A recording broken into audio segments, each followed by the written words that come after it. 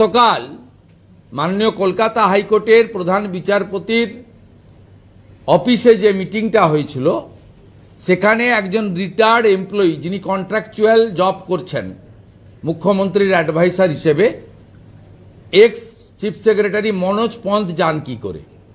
ইতিমধ্যে ভারতীয় জনতা পার্টির বরিষ্ঠ নেতা কেন্দ্রের রাষ্ট্রমন্ত্রী ডক্টর সুকান্ত মজুমদার আপনাদের মাধ্যমে দাবি করেছেন এ মনোজ পন্থকে কেন গ্রেফতার নয়। আমি ওই বিষয়ে আমরা সিওকে বলেছি যে আপনি সিইসি কে ইনফর্ম করুন, যেখানে চিফ সেক্রেটারি ছিলেন সেখানে মনোজ পন্থ কে হরিদাস পাল তিনি কেন গতকাল কলকাতা হাইকোর্টের এই মিটিংয়ে ঢুকেছেন বা হস্তক্ষেপ করেছেন।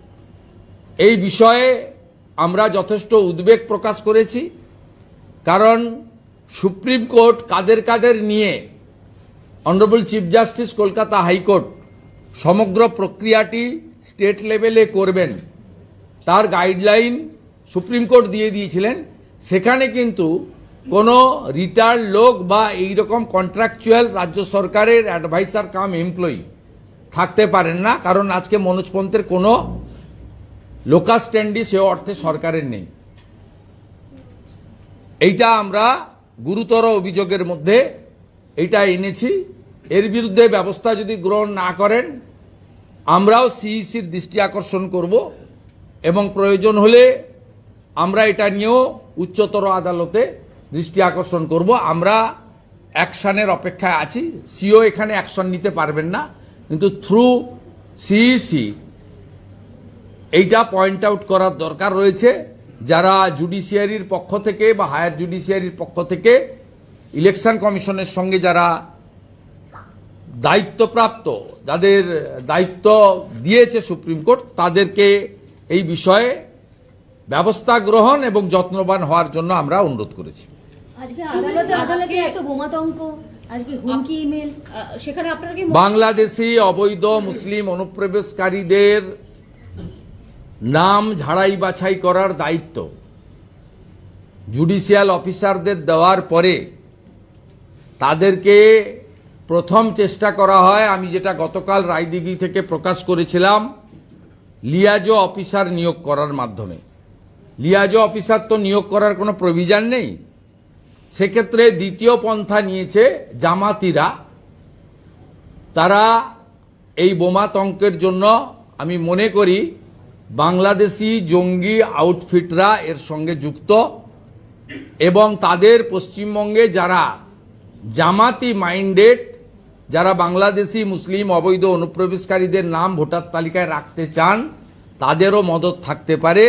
এই বিষয়ে এনআইএ কে এই বিষয়ে তদন্ত করে দেখা উচিত। শুধুমাত্র কলকাতা পুলিশ বা পশ্চিমবঙ্গ পুলিশ তথা মমতা পুলিশকে দিয়ে এই তদন্ত করলে হবে না। কেন্দ্রীয় বাহিনী আসতে চলেছে, পুলিশ যদি নিরপেক্ষ না হয় তাহলে কি কোন রকম ভাবে পুলিশ কোনোভাবেই নিরপেক্ষ নয়। পুলিশ যা প্রত্যেক দিন করছে তার খণ্ডচিত্র, উচ্চ মাধ্যমিক পরীক্ষা চলছে, গোটা রাজ্যে 163 ধারা আছে। এর আগের দিনও অসভ্যতামি দেখেছেন, আজকেও 12-14 জন 15 জনকে লোক নিয়ে সিও অফিসের সামনে আমরা মাত্র 2টি প্রাণী এখানে এসেছিলাম, তার মধ্যে একজন এলওপি, একজন সিনিয়র পলিটিশিয়ান। আমাদের সঙ্গে সামনে যেটা করেছে আপনারা দেখেছেন। এটা তো পুলিশ দাঁড়িয়ে এদেরকে এনকারেজ করছে, এদেরকে মাইক ব্যবহার করতে দিচ্ছে, এদের জমায়েত করতে দিচ্ছে।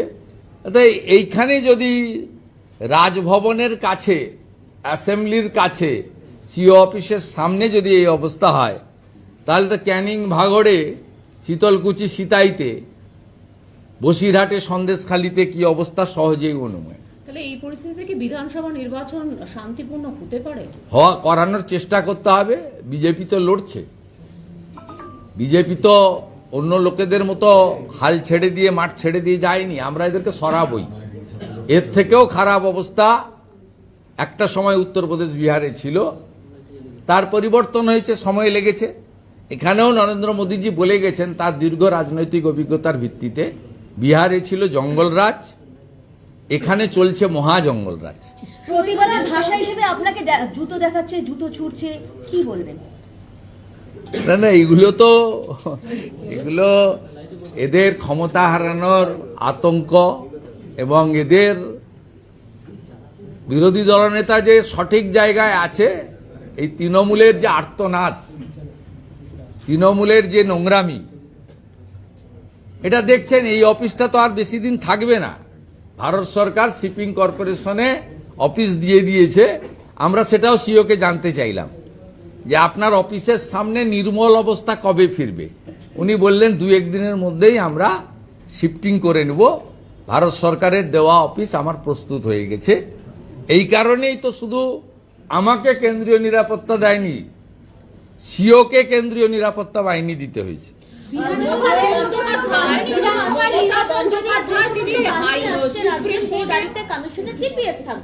আপনার কি মনে হয় এইভাবে বাহিনীকে দিয়ে সুষ্ঠু ভোট করানো না, এক্ষুনি বলা যাবে না। জিপিএস থাকলে কি আছে, গাড়িটা কোথায় আছে? আপনাকে বলি, কোন প্লেস অফ অকারেন্স যেখানে ঘটবে সেখানে যাওয়ার 3টে রাস্তা আছে। 5 মিনিটে যাওয়া যায়, 30 মিনিটে যাওয়া যায়, 90 মিনিটে যাওয়া যায়। ড্রাইভার যদি সিএপিএফ এর হাতে না থাকে, অফিসার যদি সিএপিএফ এর না থাকে, তাহলে যেখানে ঘটনা ঘটবে ওই 90 মিনিট ঘুরপথে যাওয়ার জায়গায় নিয়ে যাবে। তাতে জিপিএস এর সঙ্গে সম্পর্ক কি? জিপিএস এ কিছু হবে না। গাড়ির ড্রাইভারটা নিরপেক্ষ হতে হবে, আর ওই বাহিনীর যে লিড করবেন সেই গাড়িতে কোনো এসআই বা এএসআই কে তোলা যাবে না মমতা পুলিশের, তাহলেই সবকিছু ঠিকঠাক হবে। কিন্তু এবারে ছাড়ার কোনো সিন নেই। আমরা এইসব কারোর উপর নির্ভর করে করব না। এই নির্বাচন রাষ্ট্রবাদী সনাতন সংস্কৃতিতে বিশ্বাস করা বাঙালি হিন্দুদের এবং আদিবাসীদের কার্যত শেষ নির্বাচন। আমরা নিজেরাও এবার লড়ে আমরা যা করার করব এবং যা হওয়ার হবে। কোনো জায়গায় 1 ইঞ্চি ফাঁক ফোকর রাখা হবে না। বিধানসভা নির্বাচন যদি 1, 2 বা 3 পর্বে হয়, তাহলে কি সেটা বিজেপির পক্ষে অ্যাডভান্টেজ হতে পারে? যদি বলছেন কেন, আগে নির্ঘণ্ট প্রকাশক মন্তব্য করবো। মুখ্যমন্ত্রী সুপ্রিম কোর্টে নিজে চলে গেলেন, মুখ্যমন্ত্রী নিজে সুপ্রিম কোর্টে চলে গেলেন, তারপর এসআইআর নিয়ে একাধিকভাবে বিভিন্ন দাবি প্রকাশ করছেন। এতে তো কি আলটিমেটলি জটিলতা বাড়ছে এবং সাধারণ মানুষের ভোগান্তি বাড়লো? জটিলতার দায় মুখ্যমন্ত্রী। আজকে বিতর্কিত বা সন্দেহজনক ভোটারদের বাদ দিয়ে চূড়ান্ত ভোটার তালিকা 28 তারিখ বেরোবে। এই চূড়ান্ত ভোটার তালিকা হয়তো আরো 5 দিন সময় দিয়ে ইলেকশন কমিশনই বের করত।